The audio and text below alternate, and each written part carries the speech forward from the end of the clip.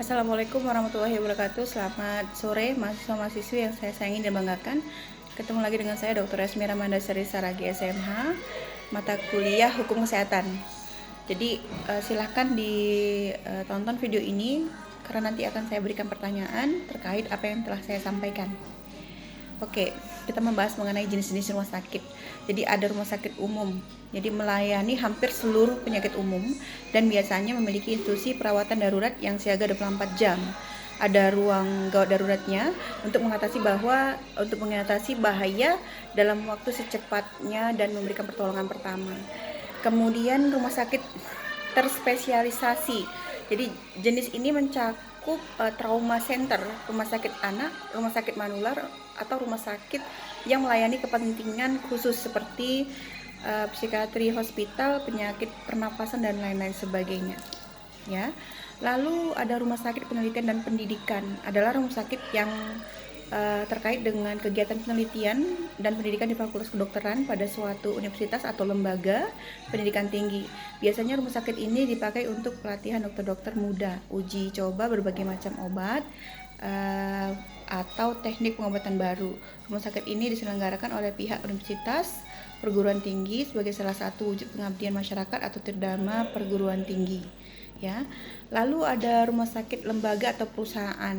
Jadi rumah sakit yang didirikan oleh suatu lembaga atau perusahaan untuk melayani pasien-pasien yang merupakan anggota lembaga tersebut, ya, karyawan perusahaan tersebut.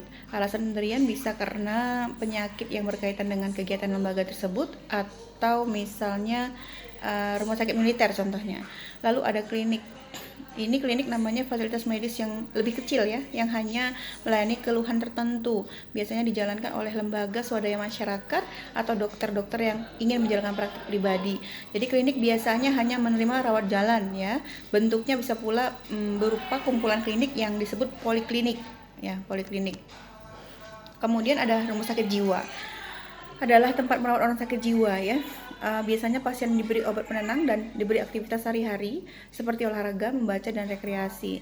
Pada masa lalu pasien yang bertingkah laku bahaya sering diberi perawatan dengan listrik tegangan tinggi. Jadi hal ini sekarang dianggap melanggar hak asasi manusia, ya. Jadi tidak lagi melakukan hal seperti itu, ya. Kemudian tanggung jawab rumah sakit, ya. Ternyata ada tanggung jawab rumah sakit. Apa itu? Jadi membicarakan tanggung jawab rumah sakit, baiknya terlebih dahulu dibicarakan tentang hubungan hukum, ya, yang terjadi antara pasien dan rumah sakit. Itu dapat dibedakan kepada dua jenis perjanjian, yaitu yang pertama perjanjian perawatan. Seperti apa contohnya? Seperti kamar dengan perlengkapannya. Kemudian ada perjanjian pelayanan medis, berupa tindakan medis yang dilakukan oleh dokter yang dibantu oleh para medis, ya. Jadi ada tanggung jawab dan penanggung jawab. Apa ini tanggung jawabnya? Apa? Bidang perumah sakitan. Siapa penanggung jawabnya? Kepala rumah sakit. Kemudian tanggung jawab apa? Bidang medis, ya. Penanggung jawabnya siapa? Masing-masing dokter. Kemudian tanggung jawabnya apa? Bidang keperawatan. Penanggung jawabnya siapa? Masing-masing perawat atau bidan atau para medis, ya. Jadi kemudian secara umum peristiwa yang terjadi di dalam suatu rumah sakit dapat dipertanggungjawabkan kepada rumah sakit, ya. Atau nama istilah lainnya doktrin corporate liability. Jadi pihak rumah sakit dapat menggunakan hak regresnya, yaitu meminta ganti kembali kepada dokter yang melakukan kesalahan tersebut, ya. Jadi ada namanya doktrin vicarious liability, let the master answer, atau majikan karyawan, ya. Dokter bedah yang melakukan operasi di rumah sakit, termasuk juga dokter karyawan untuk pasien pribadinya, dianggap bertanggung jawab atas segala kesalahan yang dilakukan oleh staf maupun perawat bedahnya.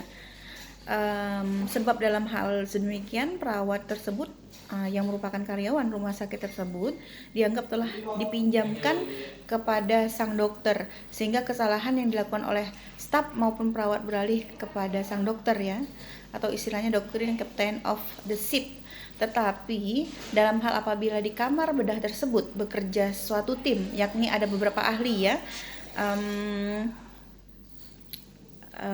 di bidang keahliannya masing-masing, maka pertanggungjawaban atas kesalahan dibebankan kepada masing-masing ahli sesuai bidang keahliannya masing-masing. Jadi kalau satu, ya, maka satu. Tapi ketika terdapat beberapa ahli di sana, terdapat ada penyakit yang harus dioperasi dan dan dokternya adalah orang-orang yang memiliki keahlian tertentu ya, yang berbeda-beda, maka ketika terjadi kesalahan itu dibebankan oleh masing-masing ahli ya, sesuai bidang keahliannya masing-masing.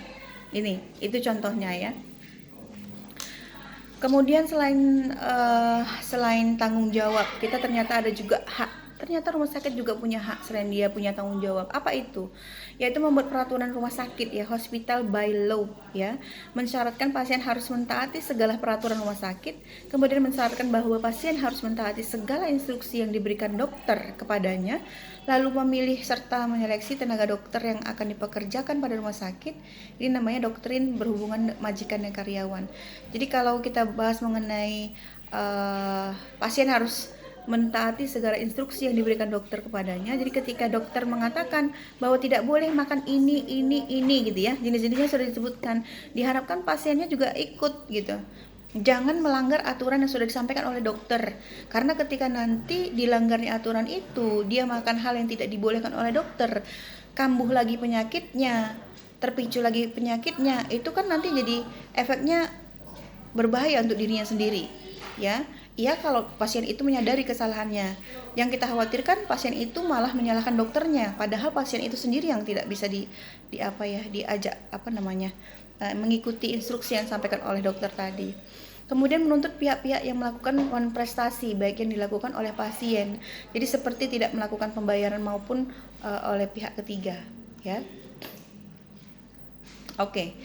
Untuk hari ini kita membahas jenis rumah sakit, kemudian pertanggungjawaban, lalu kita membahas hak ya, dan kemudian kita akan membahas mengenai kewajiban rumah sakit. Ternyata setelah ada hak tentu ada kewajiban ya.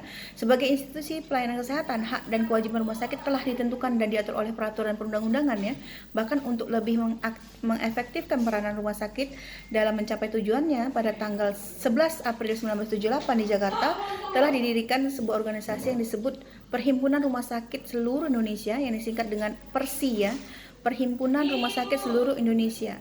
Jadi organisasi ini merupakan satu-satunya perhimpunan bagi semua rumah sakit di Indonesia dan berkedudukan di ibu kota negara dengan cabang-cabang di seluruh Indonesia. Ya. Tanggung jawab rumah sakit bisa dilihat di pasal 45, kemudian ada tanggung jawab hukumnya di pasal 46, kemudian ada perlindungan hukum rumah sakit di pasal 44, ya. Jadi bisa dilihat pasal-pasal tertentu yang telah saya sebutkan tadi. Oke, terima kasih Bapak Ibu atas waktunya. Jangan lupa nanti ditonton videonya dan akan ada beberapa pertanyaan yang akan saya berikan seputar tadi yang telah saya sampaikan. Salam sukses, sehat selalu untuk kita semua. Wassalamualaikum warahmatullahi wabarakatuh. Terima kasih banyak semuanya.